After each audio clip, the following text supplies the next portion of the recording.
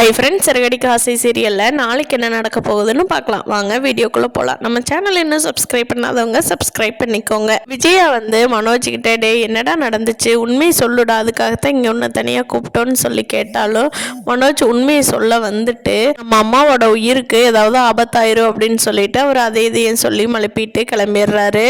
ரோஹிணி பயங்கரமாக நடிச்சிட்டு இருக்கிறாங்க. மனோஜுங்காட்டி கேட்டுட்டு இருக்கிறாரு. இதுவே முத்துவோ ரவியோ இருந்தால் கண்டிப்பாக கேட்க மாட்டாங்க, நம்ப மாட்டாங்க. ரோஹிணியோட நடிப்பு ரொம்ப நாளைக்கு போகிறதுக்கு மீனாவும் விட மாட்டாங்க. ஆனால் மீனா உண்மையை சீக்கிரம் சொல்லிட்டாங்கன்னா நல்லாயிருக்கும். அவங்களுக்கே ஒரு கோவம் உண்மையை சொன்னா தான் உண்டு.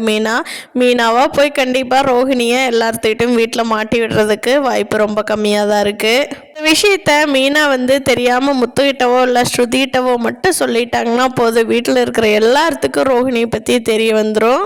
பற்றின உண்மை ஆட்டோமேட்டிக்காக தெரிய வந்துடும். அப்புறம் எல்லாரும் என்ன முடிவு எடுப்பாங்க அப்படிங்கிறத எல்லாரும் பார்க்கறக்காக வெயிட்டிங். ஆனால் மீனா உண்மையை சொல்ல மாட்டேங்கிறாங்களே. பார்வதி ஆண்டியும் சிவனும் ஊட்டியில் போய் கதை ஷூட் பண்ணலாம் அப்படின்னு போகிறாங்க. அதை சிந்தாமணி வச்சு கெடுக்கணும்னு நினச்சாங்க இல்லையா விஜயா, அவங்க பையனுக்கு ஃபோன் பண்ணி சொல்லிடுறாங்க விஜயா. அவங்க பையன் ஃபோன் பண்ணி பார்வதிட்டு, அம்மா நல்லா இருக்கியாம்மா, நான் இன்னைக்கு ஊருக்கு வரலான்ட்டு இருக்கிறேன் அப்படிங்கிறாங்க.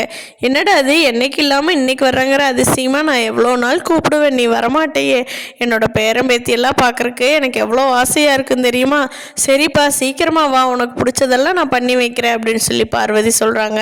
பார்வதி சொல்லிட்டு சிவன் கிட்ட சொல்கிறாங்க.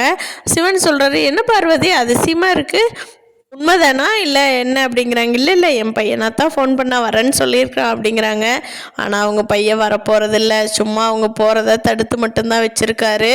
கண்டிப்பாக ஒரு நாள் விஜயா தான் அப்படின்னு சொல்லி ஊருக்கு வர்றப்ப சொல்லிடுவார்.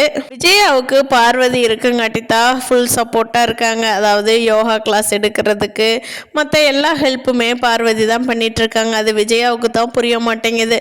பார்வதி வேண்டான்னு சொல்லிட்டாங்கன்னா விஜயா இந்த வீட்லேயே பேசாமல் தான் அமைதியாக இருக்கணும். ஆனால் அந்த ஹெல்ப் விஜயாவுக்கு புரிய மாட்டேங்குது. அடுத்தடுத்து என்ன நடக்க போகுதுன்னு நீ வரப்போகிற வீடியோக்குள்ளே பார்க்கலாம் ஃப்ரெண்ட்ஸ்.